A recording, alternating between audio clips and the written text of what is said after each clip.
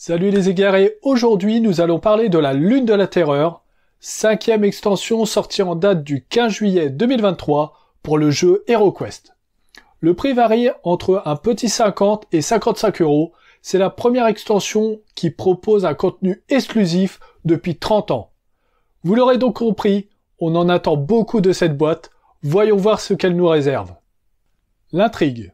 La Lune de la Terreur est la conclusion de l'histoire commencée dans l'extension Le Mage du Miroir, qui a comme lien la quête online appelée La Chute du Chevalier. La princesse Milandriel, fille de la reine Terelia, qui dirige le royaume elfe d'Elethorn, a été secourue des griffes de sa tante, l'inquiétante mage Sinestra. Mais la guerre civile est toujours d'actualité, un contingent de chevaliers gardiens est envoyé auprès de la reine, mais en voulant mettre la main sur le traître Sir Ragnar, les chevaliers disparaissent brusquement. La nuit de la Lune de la Terreur approche. Cet événement astrologique, survenant une fois tous les 1000 ans, va donner plus de puissance aux créatures de la Terreur. Mentor craint pour la sécurité du royaume des elfes et demande donc aux héros d'intervenir. Ils vont explorer les dangereuses ruines souterraines d'Elethorn à la recherche d'une société secrète. C'est dans ce dangereux dédale rempli de monstres et de pièges où des réfugiés loyaux à la couronne se sont cachés pour échapper aux rebelles, que les héros vont devoir passer inaperçus et glaner des informations. Leur réputation bienveillante les mènera vers l'ordre du Voile du Corbeau, qui est le seul à savoir comment sauver le royaume elfique. L'emballage. La boîte est cellophanée. On y retrouve comme toujours une belle illustration sur le couvercle qui représente une scène de bataille se déroulant dans le jardin du palais royal d'Elethorn. On y retrouve tous les protagonistes de l'extension, sauf les mercenaires. Pour une fois, ce n'est pas le barbare qui est mis en avant, mais le nouveau héros, le chevalier de l'ordre des chevaliers gardiens, qui affronte Sir Ragnar, déjà rencontré dans le jeu de base. Au dos de la boîte, il y a le descriptif de son contenu, ainsi qu'une brève introduction à l'histoire. Et comme d'habitude, nous y retrouverons une publicité pour l'application HeroQuest Compagnon. Les figurines et mobiliers sont maintenus avec le thermoformage. Attention, encore une fois, le thermoformage est vraiment serré autour des éléments. Vous allez peiner à vouloir les sortir et cela abîmera vos figurines si vous les peignez. Le livret est emballé dans un papier de soie qui fait très classe, mais qui n'empêchera pas au livret de s'abîmer, comme l'atteste le mien. Les cartes sont maintenues entre elles par 2 liens en papier, qui, comme une fois sur 2, vont abîmer les cartes. De plus, j'ai eu la mauvaise surprise de voir que la colle d'un des liens avait débordé sur la première carte, ce qui l'a endommagé lorsque j'ai ouvert le lien, et même en y allant délicatement. Le SAV Hasbro. J'ai donc contacté par email le SAV d'Hasbro en fournissant des photos et en donnant des explications. Ils m'ont demandé la référence du jeu ainsi que mes coordonnées postales pour l'envoi d'une nouvelle carte. Et donc, j'ai reçu la carte. À gauche, celle d'origine, et à droite, celle envoyée par le SAV Hasbro. Pas de problème de colle sur cette dernière, mais on voit que les bords ont également été abîmés par les liens en papier, maintenant les cartes. Donc je suis un peu déçu. Par contre, ils ont été super réactifs et le tout a été réglé en 1 semaine. Le livre des quêtes. Comme toujours, on y retrouve le contenu de l'extension, la description des éléments de jeu, des explications sur comment jouer les quêtes et les messages de mentor. Les plans des 10 quêtes jouables en groupe, aucune n'est solo. Un résumé des artefacts, les caractéristiques des monstres et de quoi créer votre propre quête. Au dos du livret, on peut voir des remerciements à l'attention de Christopher de la Rosa pour sa contribution à l'histoire et au design de l'extension. Peu d'infos sur le net pour savoir qui il était, mais j'ai découvert qu'il était un game designer américain qui a travaillé sur des petites extensions de jeux de rôle. Il a monté sa boîte de design il y a quelques années. Je l'ai contacté pour savoir ce qu'il avait fait dans cette extension, et il m'a répondu être surpris que quelqu'un ait remarqué la notation, car il ne s'en vantait pas. Il a effectivement écrit l'histoire et l'environnement de l'extension. Il a créé la plupart des mécanismes de jeu et les objets. Des modifications ont été apportées à son travail, il considère que c'est devenu un travail collaboratif. Christopher indique aussi qu'il a été heureux de faire partie de cette aventure et un honneur d'y participer. Le chevalier. C'est le nouveau héros jouable de cette extension. Il appartient à l'ordre des chevaliers gardiens. De premier abord, il ne semble pas particulièrement puissant, seulement 2 dés d'attaque et 3 en défense. Il peut compter sur 3 capacités qui lui sont propres. Provocation en duel, vaillance et bouclier interposé. La provocation en duel pourra être utilisée lorsqu'un monstre errant est révélé. Celui-ci attaquera directement le chevalier et non le héros qui aura pioché la carte monstre errant. Vaillance permet au chevalier de regagner 1 point de vie quand ceux-ci sont réduits à 0. Attention, il faudra absolument un bouclier. Lors d'une attaque, bouclier interposé permet d'annuler les dégâts qu'un autre héros devrait subir. Le chevalier doit posséder un bouclier et se trouver à côté du héros visé. C'est un personnage qui semble fait pour encaisser les coups et protéger les autres héros. Les mercenaires elfes. Les mercenaires sont des soldats loyaux envers la couronne d'Eletorn. Suite au coup d'état, ils ont dû se cacher, les héros devront donc les trouver pour les engager.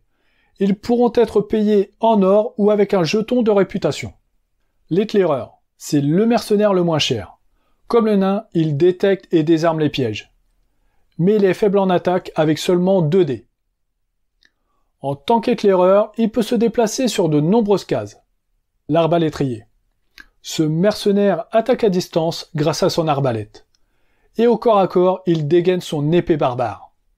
Le fauchard. Il a la particularité de pouvoir attaquer en diagonale avec son hallebarde. L'assaillant. C'est le plus costaud de tous, et bien évidemment le plus cher. Avec ses 4 dés d'attaque et ses 5 dés de défense, ce sera un atout pour les héros en cas de mauvaise rencontre. Les monstres. Dans cette extension, on retrouve des monstres déjà connus, mais on en découvre également des nouveaux. Les guerriers elfes sont les mêmes que dans l'extension du Mage du Miroir. Il faudra se méfier de cet adversaire qui est puissant au corps à corps avec ses 4 dés d'attaque.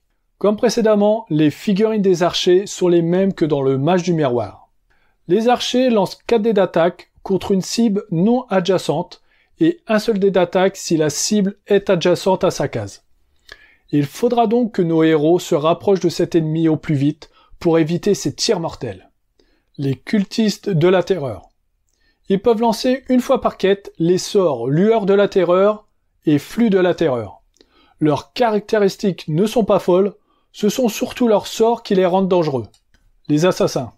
Ils font partie de la catégorie des gros balèzes, avec leurs 5 dés d'attaque et leur possibilité d'attaquer en diagonale, ils sont des adversaires redoutables, alors méfiance.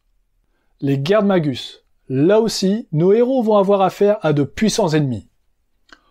Dangereux chevaliers, disposant de 4 dés d'attaque et de 4 dés de défense, ils ont également des pouvoirs magiques, puisqu'ils peuvent lancer une fois par quête les sorts boule de feu et tornade.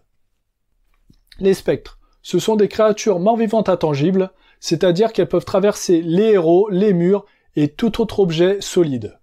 Grâce à cette capacité, ils sont compliqués à toucher, car il faudra obtenir un bouclier noir au lieu d'un crâne, ce qui représente une seule chance sur 6 de les toucher, sauf si les héros utilisent un sort ou un artefact. Ils peuvent lancer à volonté le sort flux de la terreur, qui risque d'être très efficace contre nos héros. De plus, les pièges ne leur font aucun effet, et les sorts qui affectent les points d'esprit ne peuvent pas être lancés contre les spectres, car ils ne possèdent aucun point d'esprit. Zargon va se faire plaisir à attaquer les héros avec ses monstres. L'esprit de la terreur. Comme les spectres, c'est un monstre intangible, mais en plus, c'est un grand monstre, le Big Boss à abattre. Il possède les sorts suivants. Invocation de spectre, lueur de la terreur, flux de la terreur et horreur. Petit détail sympa, vous trouverez sous le socle de la figurine le logo du bouclier noir. On avait déjà eu cela avec l'horreur des glaces. Que seraient les monstres sans les sorts de la terreur? Il existe 3 sorts de la terreur dans cette extension. Lueur de la terreur. Le héros ciblé par ce sort est en mauvaise posture car les monstres l'attaquant lancent un dé de plus pour le toucher. Ce sort peut être brisé à chaque début de tour du héros grâce à un lancer de dés rouges. Invocation de spectre. Comme son nom l'indique, un certain nombre de spectres est généré selon le résultat d'un lancer de dés. Flux de la terreur. Ce sort épuise l'énergie vitale du héros ciblé. Le nombre de points de vie perdus dépend du résultat d'un jet de dés et chaque monstre proche du lanceur de sort rajoute un point au résultat. Ce sort peut être lancé à volonté par les spectres, carnage dans les rangs de nos héros en prévision. Les cartes artefacts. On retrouve 7 cartes d'artefacts. Serre de corbeau. Un poignard qui rendrait redoutable n'importe quel roublard. Il permet de lancer 2 dés d'attaque et de relancer un dé qui afficherait un bouclier noir. Bouclier de l'aube. Armure ne pouvant être utilisée par l'enchanteur, il permet d'obtenir un dé de défense supplémentaire. Et une fois par quête de forcer le monstre attaquant à relancer ses dés d'attaque. C'est un artefact qui semble être créé spécialement pour le chevalier. Écaille d'Eletorn. Armure qui ajoute un dé de défense à son utilisateur. De plus, si le héros est la cible d'un sort de la terreur, cette armure permet de lancer un dé supplémentaire. Pour une fois, l'enchanteur pourra la revêtir. Cape des ombres. En utilisant une action, le porteur de cette cape pourra traverser murs et monstres pendant son prochain déplacement. Parfait pour prendre les monstres à revers. On remarque une petite faute sur cette carte, l'adjectif 7 devrait être au masculin. Cendre de phénix. Cet artefact permet de sauver un héros de la mort. Il peut également être utilisé comme réactif. On trouve 2 parchemins de sort. Vif comme le vent permet de lancer 2 fois plus de dés de déplacement que d'habitude. À travers la pierre. Permet à un héros de traverser les murs à son prochain déplacement. Passons aux cartes trésors. On retrouve 2 cartes de poison pouvant faire perdre au héros 1 point d'esprit. Étonnant, je trouve. Ensuite, on découvre des cartes ayant leur propre effet et qui peuvent également servir de réactifs pour les potions. 2 cartes plantes sacrées permettant de regagner 1 point d'esprit. 2 cartes fleurs mystérieuses permettent cette fois de regagner 1 point de vie. 2 cartes ingrédients non identifiés, utilisables uniquement pour créer des potions. Et une fois qu'on a dit cela, comment créer des potions avec l'alchimie? Pour créer des potions, tous les héros sont capables de le faire, mais l'enchanteur a certains avantages. Il peut créer des potions entre les quêtes ou pendant les quêtes, s'il est à côté d'un établi d'alchimiste. Pour les autres héros, ils devront forcément être à proximité d'un établi d'alchimiste et avoir sur eux un kit de réactifs. C'est alors qu'ils pourront transformer un réactif tel que fleur mystérieuse en une potion. Suivant le réactif utilisé, le héros n'obtiendra pas la même potion. Les équipements. Plusieurs équipements sont mis à la disposition des héros en échange d'or. Le kit de réactif que nous avons évoqué un peu avant et qui permet de créer des potions. Les Showstraps permettent aux héros de ralentir le déplacement des monstres. Elles peuvent être utilisées à tout moment sans que cela nécessite une action, mais seront perdues une fois utilisées.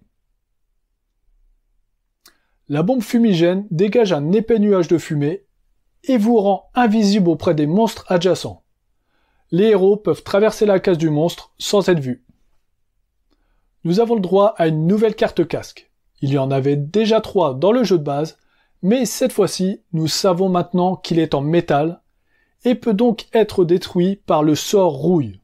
Cela restreint aussi son utilisation pour certains héros. La carte hachette a enfin été corrigée. Et comme je vous en avais parlé dans la vidéo errata du jeu de base, la hachette n'est pas utilisable par l'enchanteur. Le marché souterrain. Il s'agit d'un lieu où les héros peuvent acheter ou vendre des objets et potions. Ils n'y ont accès qu'entre les quêtes. On y trouve des objets de cette extension, mais aussi ceux du jeu de base. Autre nouveauté dans cette extension avec les tuiles et les jetons. Commençons par les tuiles. La tuile refuge sera très pratique pour les héros pendant les quêtes difficiles. Il s'agit d'un lieu temporaire qui apparaît pendant une quête, où les héros seront en sécurité. Ils pourront panser leur plaie et se reposer avec la possibilité de regagner des points de vie et d'esprit. Ils y trouveront également un établi d'alchimiste. La tuile place représente un square où les héros pourront à nouveau respirer l'air pur de la ville. Showstrap. Les Showstraps sont un nouveau piège. 2 cas de figure. Soit les héros les rencontrent sur leur chemin et peuvent les déclencher en passant sur leur case, soit les héros peuvent les acheter à la boutique et s'en servir contre les monstres qui les poursuivent. Bombes fumigènes. Au marché souterrain, nos héros peuvent acheter des bombes fumigènes. Lorsqu'il l'utilise contre des monstres, la tuile sert à marquer l'ennemi sous l'effet de la bombe. Étrangers. Les tuiles étrangers représentent des individus croisés durant les quêtes. 4 tuiles nous sont présentées dans le livre des quêtes, mais nous n'avons pas d'explication sur les autres. Aussi, nous vous proposons comment nous envisageons de les jouer. Cette tuile pour les personnages ayant peu d'importance dans l'histoire, comme l'elfe blessé ou le marchand attaqué. Étranger mystérieux, Hytraéon, Xérès, cette tuile pour le soldat loyal. Et ensuite, les mercenaires qui proposeront leur aide durant les quêtes. Et maintenant, passons aux jetons et commençons par ceux de déguisement. Avec, les héros pourront passer inaperçus auprès de certains monstres lorsqu'ils revêtent ces vêtements. Attention, pour pouvoir conserver son déguisement, le héros ne doit pas lancer de sorts ni porter d'armes imposantes. Il les conserve dans son équipement, mais il ne peut se battre qu'à main nue, ou avec de petites armes type poignard, épée courte, bâton ou hachette. Les armures telles que les bracelets ou les casques sont autorisées. Si l'une de ces règles est enfreinte, le héros perd son jeton de déguisement, les monstres le voient à nouveau comme un ennemi et se mettent à l'attaquer. Jeton de réputation. À la fin de chaque quête et selon certaines décisions prises par les héros, ils auront la possibilité d'obtenir des jetons de réputation. Ceux-ci pourront être ensuite vendus ou utilisés pour engager des mercenaires, mais aussi pour obtenir des bonus ou des aides durant certaines quêtes. Talisman lunaire. Les talismans lunaires pourront être trouvés tout au long des quêtes. Ce sont des éléments très importants pour avancer dans l'histoire de l'extension. Miroir. Les miroirs sont des portails qui vous mèneront vers le royaume des reflets. Les héros auront besoin d'un talisman lunaire chacun pour les traverser. Trappes. Les trappes fonctionnent par deux. Elles sont reliées entre elles. Lorsqu'un héros ou un monstre emprunte une trappe, il doit être placé de suite sur l'autre. Le mobilier. Certains mobiliers nous sont familiers, tels que la porte d'entrée en fer, la porte de sortie en bois, qu'on retrouvait dans l'extension Le Mage du Miroir. D'ailleurs, dans celle-ci, il manquait la table, le pupitre de sorcier, le chevalet et le buffet. La Lune de la Terreur étant la suite du Mage du Miroir, ces 4 mobiliers font enfin leur apparition en version elfique. On remarque que le buffet change de nom et s'appelle maintenant un placard, et que le pupitre de sorcier devient le bureau d'ensorceleur, le chevalet se nomme maintenant la table de torture. La nouveauté repose dans ces 2 statues, sculptures représentant des anciens héros elfes. L'application HeroQuest Companion. L'extension a été ajoutée sur cette appli environ 3 semaines après la sortie de la boîte. Pensez à la mettre à jour pour accéder au contenu de la Lune de la Terreur. Les plus. La Lune de la Terreur est une extension toute nouvelle qui n'existait pas avant. Ce n'est pas juste une extension qui a subi un remodelage, comme par exemple le Mage du Miroir, mais une réelle création. De plus, un vent de fraîcheur souffle sur le jeu avec l'arrivée d'un tout nouveau héros, le Chevalier, et de nouvelles mécaniques de jeu. L'enchanteur gagne en importance avec le fait de pouvoir créer des potions grâce à l'alchimie et cela sans kit réactif. Il peut enfin revêtir une armure, les écailles d'Eletorn. Des monstres bien costauds font leur apparition avec de nouveaux sorts et des caractéristiques spéciales comme notamment le fait de pouvoir traverser les murs. La liste des mercenaires s'agrandit avec ceux découverts tout au long des quêtes de cette extension. J'ai beaucoup aimé le petit clin d'œil sur l'année de sortie du jeu original HeroQuest qui se trouve dans l'une des quêtes. À vous de le trouver. Les moins. Encore une fois, on retrouve les problèmes récurrents sur le packaging. Le thermoformage est trop serré autour des figurines, on a des difficultés à les retirer et à les remettre. Et comme vous avez pu le voir dans notre vidéo, les liens en papier qui tiennent les cartes les abîment. Je n'ai pas encore eu le temps de tester les quêtes, mais à première vue, je trouve qu'ils ont placé la barre très haute au niveau de la difficulté. Beaucoup de monstres, et certains ont des sorts vraiment balèzes. J'espère que les quêtes ont été testées, car ce n'avait pas été le cas avec les versions originales de l'Aurore des Glaces et le Mage du Miroir. Les versions d'Hasbro étant des copier-coller de celle-ci, je suppose qu'elles n'avaient pas été testées non plus. Sir Ragnar est mis en avant sur la couverture. On pouvait s'attendre à un personnage de fou, mais il n'apparaît que très peu au final. J'ai été extrêmement déçu par la mauvaise exploitation de ce perso. Mon avis. Après lecture de cette nouvelle extension, je trouve qu'il y a une certaine incohérence dans l'histoire des aventures. Je m'explique. À la sortie du Roublard, nous apprenons que le royaume des elfes semble au plus mal. La princesse Milandriel a été enlevée, de nombreuses escarmouches sanglantes ont lieu, et les sbires de Zargon ne sont pas loin. Dans l'extension Le Mage du Miroir, ces infos se confirment. Il va falloir sauver la princesse afin d'éviter que le royaume des elfes ne tombe dans le chaos. Grâce au courage et à la bravoure de nos héros, à la fin de cette extension, la princesse est rendue saine et sauve à sa mère, la reine Terelia. La paix et l'ordre dans le royaume sont rétablis et la menace dangereuse qui pesait sur le peuple elfique a pris fin. Dixit Mentor. Tout se termine bien avec un grand banquet façon Astérix. Mais voici qu'arrive l'extension La Lune de la Terreur qui se déroule dans la foulée. Et patatras! Le royaume elfique est en pleine guerre civile alors que quelques jours avant, tout allait très bien avec le retour de la princesse. Que s'est-il passé? Aucune explication n'est donnée, comme si l'heureux dénouement du Mage du Miroir n'avait jamais existé. De plus, un nouvel héros fait son apparition, le Chevalier. Mais nous ne connaissons pas la raison de sa venue dans l'histoire. L'introduction de Mentor nous parle bien de chevalier gardien disparu, qui était sur la trace de Sir Ragnar. On peut alors supposer que ce nouvel héros accompagne les personnages pour retrouver ses camarades, mais rien n'est précisé. Vous voyez maintenant ce que je veux dire quand je parle d'incohérence. En regardant de plus près cette extension, on découvre de nombreuses manières de s'infiltrer intelligemment dans les repères des monstres, plutôt que de les combattre grâce à la mécanique déguisement, les bombes fumigènes et les 2 cartes artefacts, parchemin de sort, vif comme le vent et à travers la pierre.